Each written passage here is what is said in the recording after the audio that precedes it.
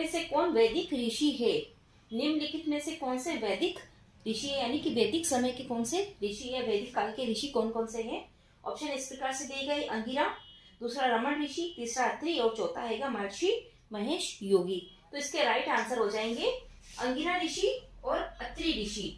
ये दोनों वैदिक काल के ऋषि है, जबकि रमण ऋषि और महर्षि महेश योगी ये आधुनिक काल के योगियों में इनका परिचय होता है। अंगिरा और अत्रि ऋषि ये दोनों इसके आंसर हो जाएंगे, पहला और तीसरा इसका आंसर हो जाएगा।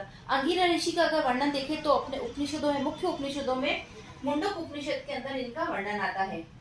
मुंडक उपनिषद में और भी कई जगह आता है, लेकिन मुंडक उपनिषद में इनका वर्णन दिया गया है। और अत्रि ऋषि का रामायण, वाल्मीकि रामायण में, अरण्यकांड में,